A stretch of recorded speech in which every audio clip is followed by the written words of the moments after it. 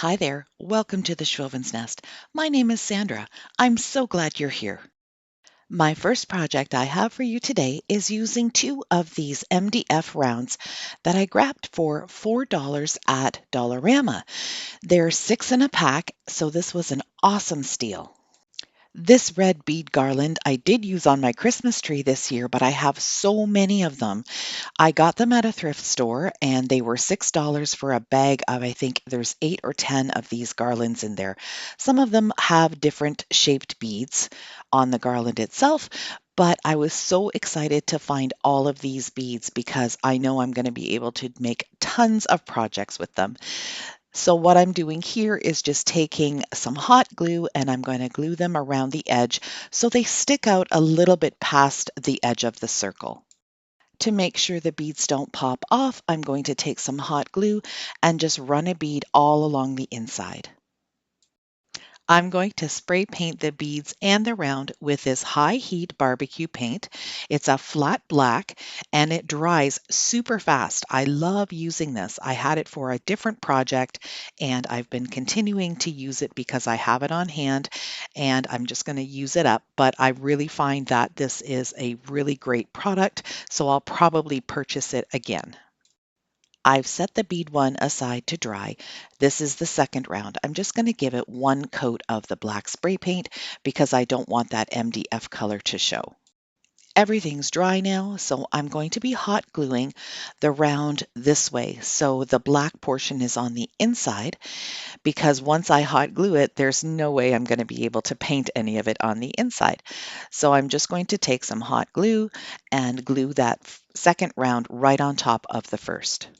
Now that the rounds are secured together, I'm going to spray paint this top one with the same black spray paint. While I wait for the top to dry, I'm going to assemble the feet. I found these really weird pieces at Michael's. They're wood. I don't know what they're called, but they have a rounded edge and a flat side. I'm going to hot glue a large bead right to the center of it, and that's going to become the feet. I am going to flip it upside down so the flat part, as you see me holding it here, will be attached to the riser and the bead will serve as the foot. I'm going to assemble the feet.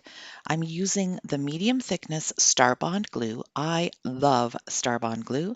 The spray is an accelerator, and when you're doing small things like this and you need them to dry super fast, that's the glue you need. The accelerator makes the glue dry instantly so you can continue to move on with your project. Especially for things like this, when I want a permanent hold, I don't want these feet to pop off because I'll probably sell this little riser. Before I started gluing, I did mark out where I want the feet to sit. I just measured about an inch away and made sure that each of the feet were going to be positioned in the same spot. Using the very last of my DIY chalk paint in black, I'm going to go ahead and just paint the bottom and the feet all in black. If you'd like to see me mix my chalk paint, stay tuned for my next video where I will show you how to mix it and you'll be able to see how much talc and how much paint is used. Now that everything's dry and assembled, I can move on to the finishing touches. I'm using Folk Art chalk paint in White Adirondack to paint the top of the round. I'm going to probably need a couple of coats. I also wanted to distress the beads, so I'm just taking the same brush and running it across the beads. I do this for 2 coats because I want them to look nice and white as well, but I really love the look of the black in between. It just gives it a lot of texture and dimension.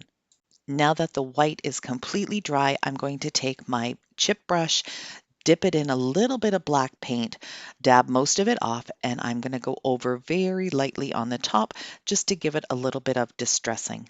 I'll also do the same thing to the beads along the sides.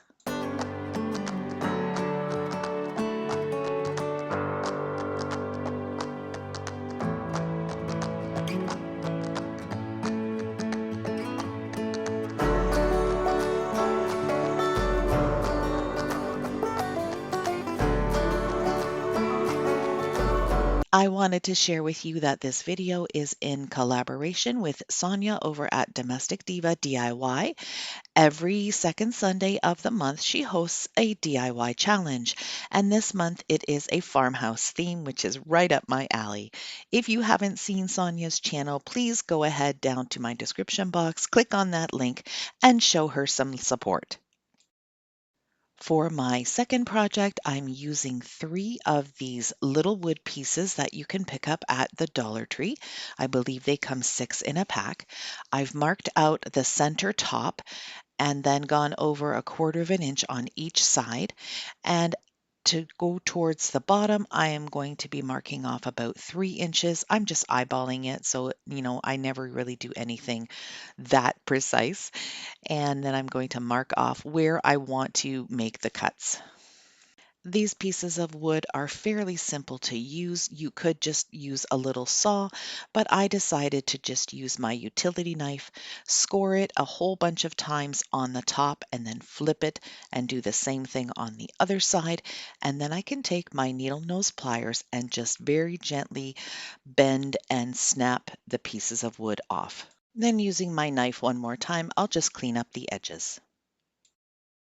Next, I'm going to be using some of these wooden square dowels that I picked up from Dollarama.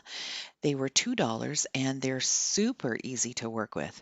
I'm going to be using the middle size, which is about a 1/2 inch, and I'm going to just measure the distance that I need using the bottom piece of the wood as a guide. There's probably an easier way of doing this. You could probably measure the board at the bottom and then the width of the boards at the side, but I tend to just kind of wing it when I do things like this. And when I'm editing, then I decide, oh, I guess I could have done that a different way. But you can just go ahead and do things however it works best for you. Using my favorite miter shears, I'm going to just give this a quick little snap and it will just pop right off. This wood is really soft to work with. If you're interested in my miter shears, I do have a link for them down in my description box. Now it's time to start assembling. I'm going to mark where I want the top of the dowel to sit so I have it in the same spot on both of the side pieces. I think I'm going down about a centimeter, which would be like about a 1/2 an inch. I'm just going to use hot glue because these are all raw wood pieces and they stick really well when they're raw with the hot glue. You could use some wood glue or I could use the Starbond glue as well, but this is going to stay together really well just with hot glue. I'm going to glue this side down first, and the reason I'm doing that is to make sure that both sides are on a 90-degree angle. That's why I glued the dowel on as well. So when I go to add the next piece, it's going to be nice and straight. When you're done watching my video, I would appreciate it if you could go down to my description box, click on that playlist link, and see what all the other YouTube creators have done for this farmhouse DIY challenge today. Make sure you also check out Sonia's channel. Go over, tell her I sent you.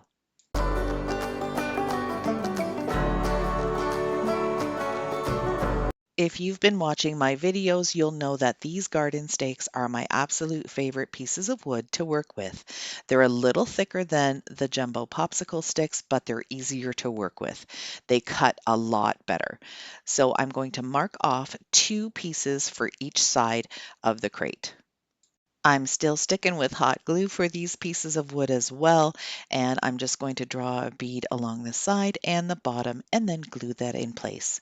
When I do this second one, I'm going to leave a small gap in between just so it looks like a little bit of a pallet crate.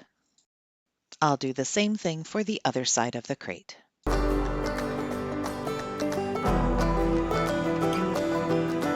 I'm going to be using some DIY chalk paint to cover the crate, probably at least 1 coat for everything, and I'm going to go around the outside just in a couple of spots to make sure that all of the wood is covered. I'm going to be doctoring up these little dairy milk bottles. I'm going to take some of the Folk Art Rich Black chalk paint and I'm going to put some on the inside of the bottle, just where the cow and the words dairy are. Then I'm going to paint both bottles with 2 coats of DIY chalk paint. When you're using this DIY chalk paint on glass and not raw wood, you've got to make sure that it's super dry before you start putting another coat on. Otherwise, the first coat will end up coming off, and then you'll get some really streaky looks and some patches here and there. So make sure that when you're working with glass and DIY chalk paint, that you let it dry thoroughly in between coats.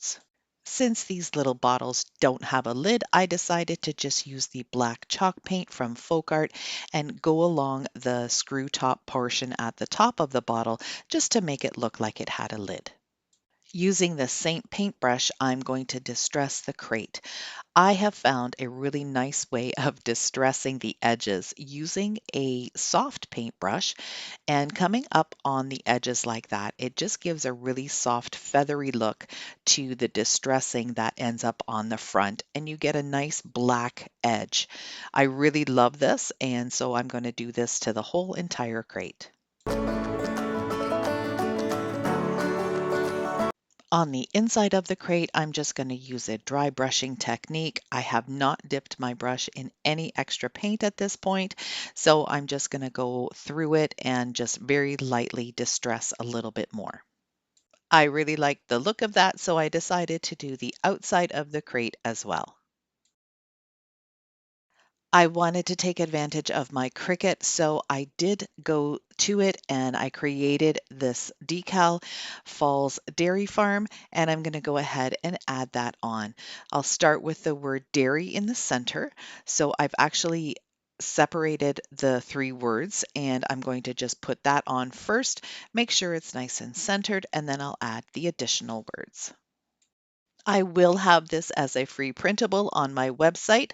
My link is down in my description box, so please feel free to go over there and download it for free. When I removed the top transfer tape, I lost the L and the 2 little dots for the I, so I'm just going to go ahead and take my Sharpie fine point pen and draw those in. So now I will be able to explain to you the reason why I painted the inside of the jars black. I'm taking this scraper from the Dollar Tree and I'm going across the ridges of the word dairy and the cow. And when I do that, I'm going to be scraping off the paint. You won't see a clear background, you'll see a black background. So it looks like it's actually been printed on, or it's just a really unique effect. I'm not sure how I thought of it, but I just figured, you know what, I'm going to give this a try, and I really like the look of it. So it really made a big difference on how the word and the cow turned out. The reason I use this razor scraper is because it has a nice flat edge, and I was able to just rest it on the whole part of the letter and the cow. If I took my little craft knife, I was afraid that I would scrape off too much, and I just wanted the top edge to come off. Before I assemble my whole little project, I'm taking some black and white baker's twine, wrapping it around the neck of the bottle a couple of times, and then just tying it off in a knot up front. I really love how this project turned out. I ended up adding some greenery to make it look really pretty.